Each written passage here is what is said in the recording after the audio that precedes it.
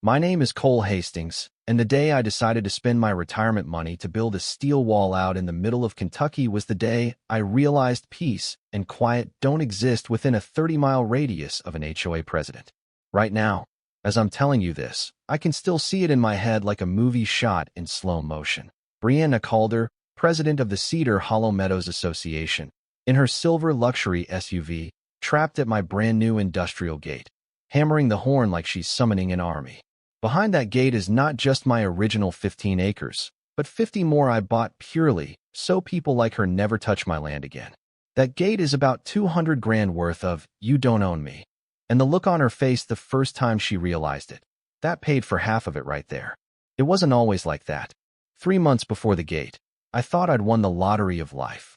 40 years as a civil engineer designing water systems, reading building codes until my eyes buzzed, and I finally retired to what I thought was heaven. 15 acres of rolling hills, a little creek, and no neighbors unless I went looking for them. My idea of drama was deciding whether to drink my coffee on the front porch or the back deck. Then one Tuesday morning, I heard tires on gravel. A silver SUV rolled in like it owned the place, and out stepped this woman who looked like she'd been printed out of a suburban CEO mom template. Perfect blonde bob, athleisure that cost more than my truck, and that tight, polite smile that says, "I'm about to ruin your day and call it policy." She stuck out her hand and introduced herself as Brianna Calder, president of Cedar Hollow Meadows, and welcomed me to the community with the enthusiasm of a timeshare sales pitch. There was just one problem. I'm not in Cedar Hollow Meadows. My land existed before that subdivision was even a concept on some developer's napkin. My deed predates their entire neighborhood. But apparently, in Brianna's head, near mint mine, she told me some concerns had been raised about my fence.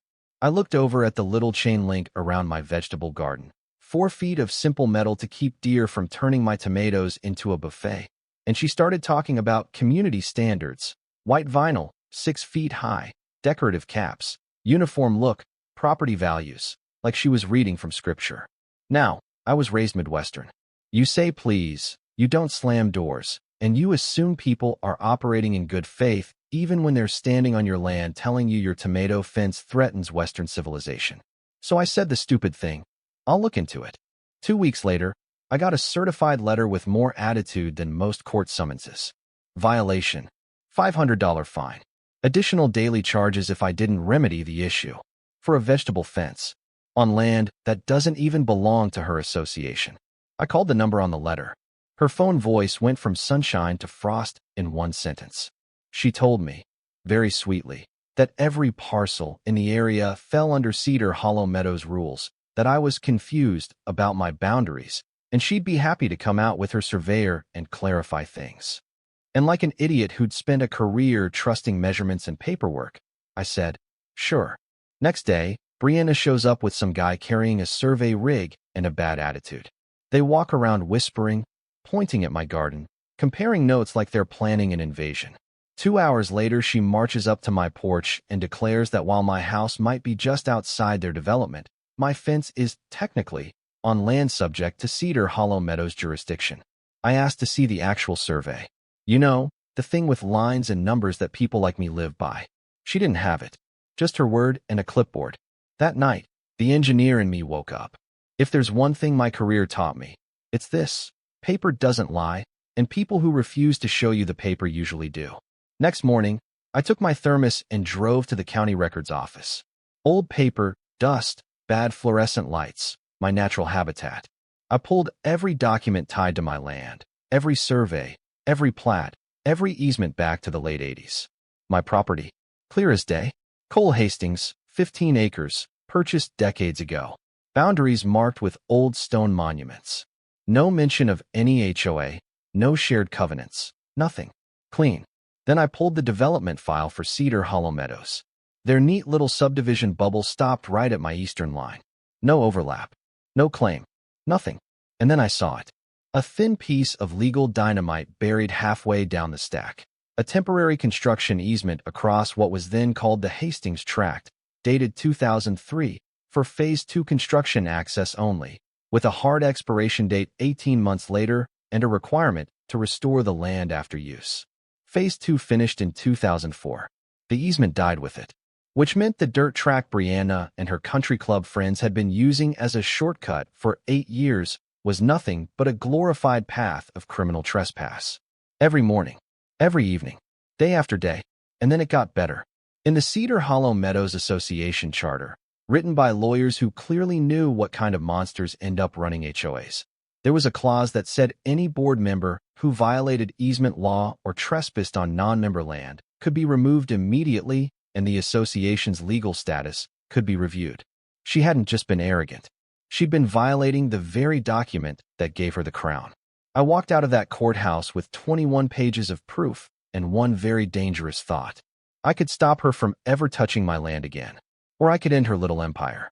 I chose both. On the way home, I slowed past a weathered for sale sign I'd driven by 100 times without really seeing. 50 acres, backed right up to my land, wrapping around the rear of Cedar Hollow Meadows like a horseshoe. The kind of land that doesn't look like much to most folks, just hills, scrub, and trees. But to an engineer who just discovered an HOA is illegally using his back pasture as a private highway, it looked like a lever. I called the number on the sign, met the agent, walked the property, looked at the old hunting roads. It controlled every unofficial access route from that subdivision to the main road. The only legitimate entrance to those 50 acres sat on the county road, and the shortcut Brianna loved so much cut straight through it. $200,000, the agent said, bracing like she expected me to choke. I didn't choke. Some people blow their retirement on RVs or cruises. I bought 50 acres of You Shall Not Pass. We signed paperwork that day, closing in a week. I walked back to my truck grinning like a man who just paid cash for someone else's nightmare. While the lawyers did their thing, I started making calls. 8-foot commercial fence around the entire 50 acres and tying into my original 15? Call iron wall fencing. Perimeter cameras, motion sensors, recording system? Call Sentinel Security Systems. Oversized steel gate at the only road access, with a motor that sounds like a small tank raising the drawbridge? Call Titan Gates. Every contractor asked the same question. What's the timeline? Fast, I said. And I pay on time. Word got around, like it does in small counties. That retired engineer is doing something nuts out there. They weren't wrong. The same week, Brianna kept cruising across my pasture like nothing had changed. Mud tracks right through my grass. I stood at the window one afternoon and watched her car slice across my property like it owned the place, and I realized something else. I didn't just want to block her. I wanted her to feel it. Friday, we closed on the 50 acres. As I signed, my phone buzzed with a text from an unknown number. Mr. Hastings, this is Brianna Calder. Your fence situation is now a serious matter. Meet me at the property line tomorrow at 8 a.m. This ends today one way or another. I showed the closing attorney. He smirked. You ready for that? Oh, I said. I've been waiting my whole career for someone this dumb. The next morning, 7:55 a.m., I was standing at the edge of my land with a thermos in one hand and a folder of records in the other. A silver SUV rolled up, braking just a little too late on my gravel.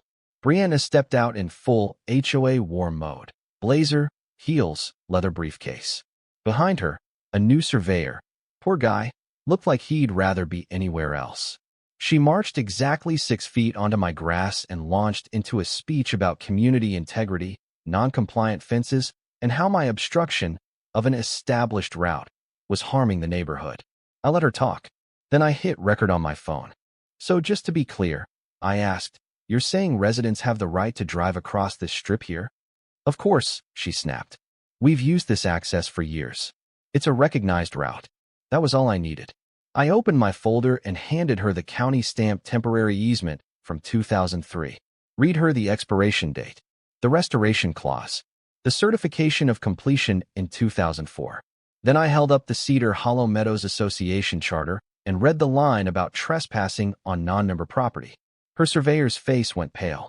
He rechecked his GPS, my markers, the copy of the plat I'd pulled. He quietly confirmed I was right. She called the county planning office on speaker, demanding they recognize it as a public access road.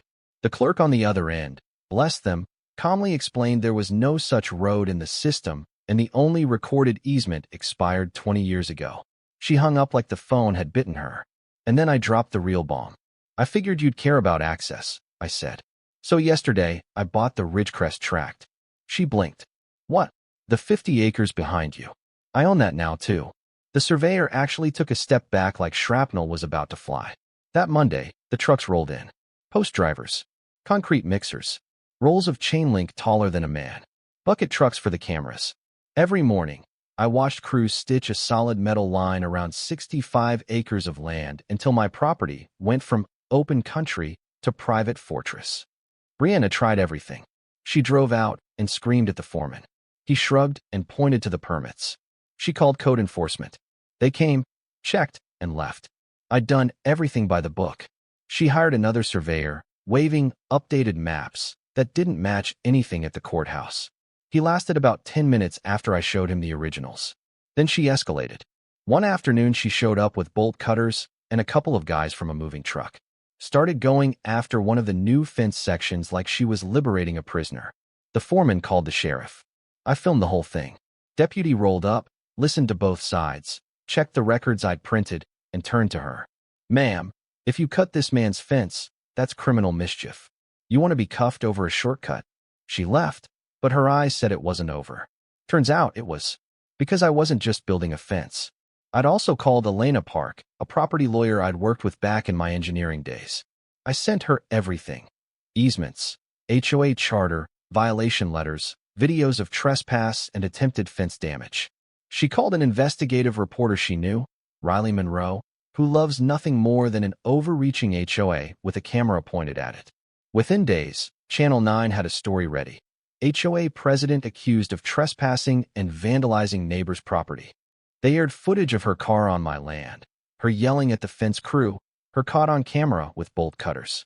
They interviewed the deputy. They explained that the shortcut was nothing more than years of illegal use. And that's when the dam broke. Residents from Cedar Hollow Meadows started calling me, then calling the state. Fines for ridiculous stuff. Votes that never matched who actually showed up. Money disappearing into projects nobody remembered approving. My fence stopped being the problem. It became the flashlight. The Kentucky Community Association Oversight Board doesn't move fast unless they smell blood. And they smelled it. They pulled Cedar Hollow Meadows Association records. Saw the same pattern that neighbors described on the phone. Selective fines for people who argued with Brianna. No-bid contracts going to her friends. Assessments raised without proper votes. They subpoenaed more documents. Found maintenance expenses for things that didn't exist. Discovered that while residents were paying full price, certain houses, hers included, were getting services at a discount or free. One morning, my lawyer called, voice practically smiling. Cole, they've frozen the HOA's authority. No more fines. No more enforcement. No more power until the audit's done. A few days later, the district attorney stepped in with charges over the fence incident, criminal mischief and trespassing, and started sniffing around the money. It didn't stop there. An emergency meeting was called at the community center. The state receiver, Margaret Ellison, stood up in front of a room full of furious homeowners and read from a 60-page report. Mismanaged funds, kickbacks, fake invoices, proxy votes from people who'd moved away, insurance claims for damage that never happened.